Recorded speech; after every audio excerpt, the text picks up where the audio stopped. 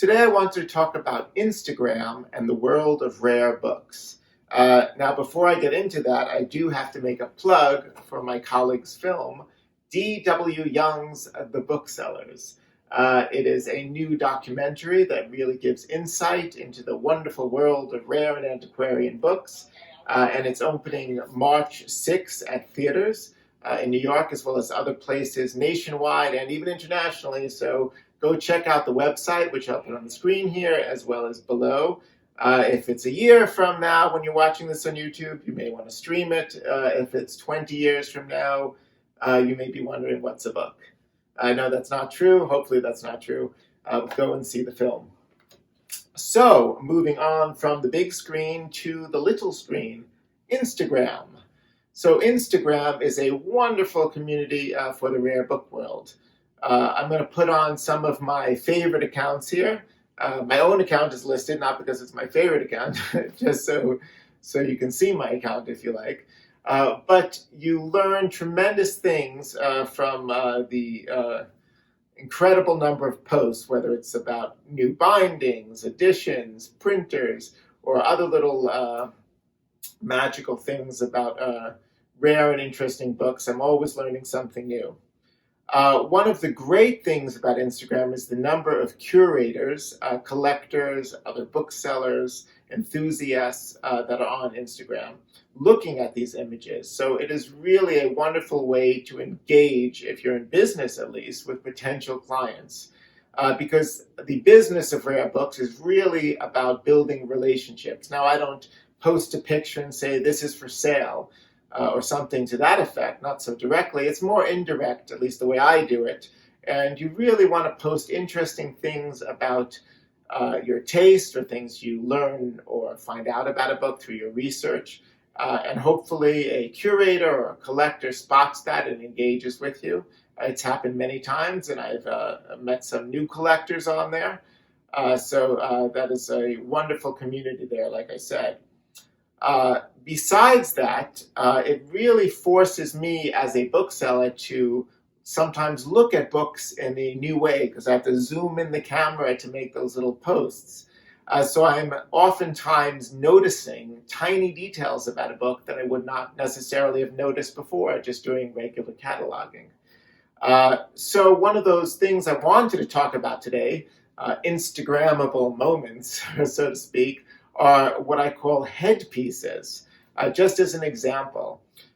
So headpieces are basically ornamental designs that are put by printers at the top of a title page, at the top of a chapter. At least in early books, they're usually woodcut designs. Sometimes there's a lot of scholarship about just the ornaments that they use, especially when it comes to things like Shakespeare's First Folio or very important books like that, because these wood blocks were often shared between printers.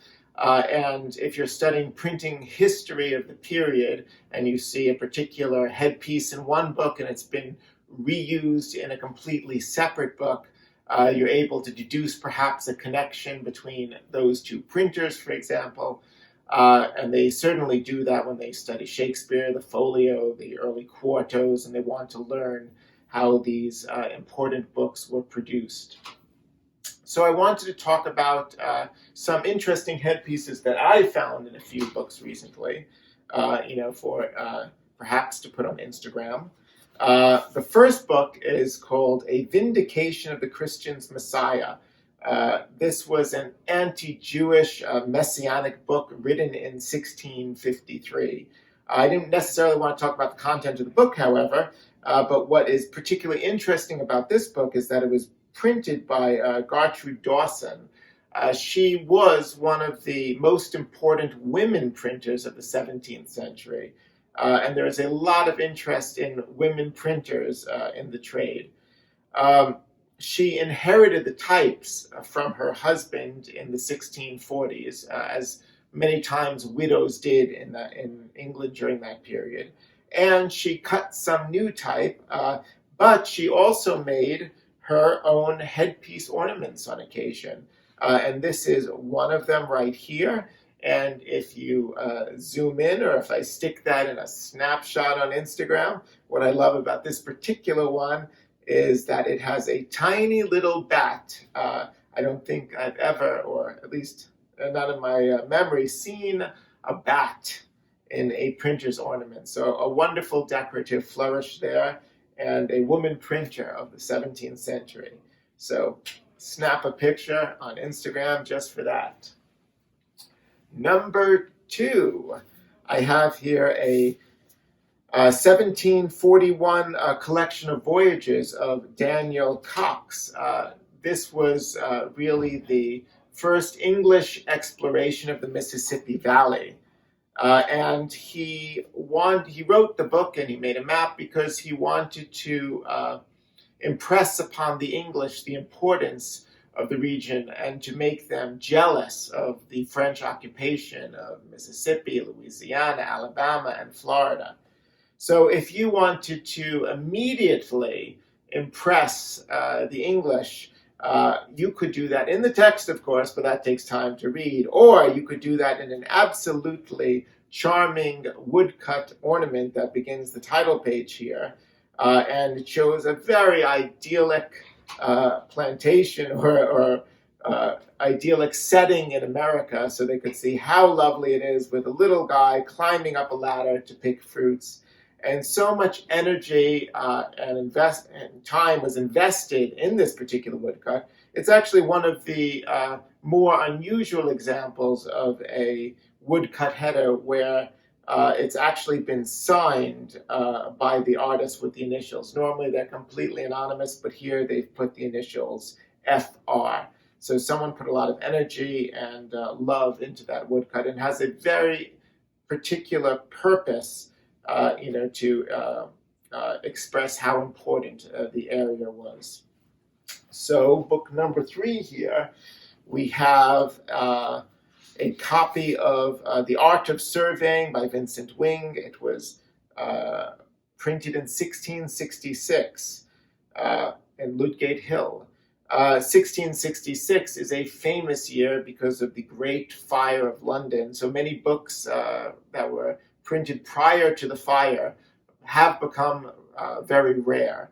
And this was printed right near St. Paul's Cathedral, which was destroyed during the fire and rebuilt by Christopher Wren. And surveying was, of course, a very important discipline during the period. People had to map out their estates. It had a lot of practical purposes. What is particularly interesting about the woodcut header in this particular one, click for Instagram again, is it's almost semi-erotic here if you look at it.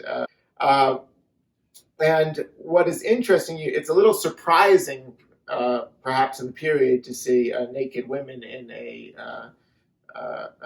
headpiece ornament here. But this was just after the interregnum in England during the English Civil War, and during the restoration of the monarchy, you witnessed a revival of sexuality, which was very evident in some of the restoration plays. So people felt a little more comfortable, showing some lewd depictions, which you can see here. Additionally, I think because of the influence of the New World discoveries coming into England at the time and the depictions of native people, there was a little bit of this Garden of Eden naivety that was brought into some of the artwork of the period because you do see some cornucopias here, depictions of plenty, which may be indicative of the New World influences. So a very interesting ornamental head piece in the 1666 Art of Surveying. And finally, I have another surveying book here. This is called The Complete Surveyor by William Laybourne in 1653. Even though this was printed prior to the Great Fire of London, William Laybourne was actually appointed to help do the surveying afterwards and measure the damage caused by the fire. He actually printed this book himself. It says printed by W. Laybourne, which is unusual for the author himself to print the book, even if he subcontracted it to an actual printer. But he put in a lot of his heart and soul in the book. And you can see that in some of these extremely beautiful woodcut headers here. Very elegant, everything is laid out splendidly.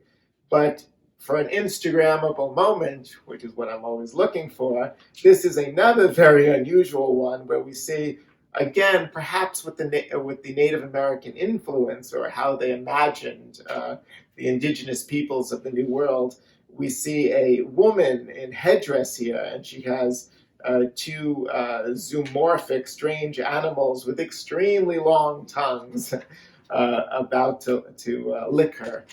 So obviously he was perhaps being playful or had some fun with that charming woodcut ornament.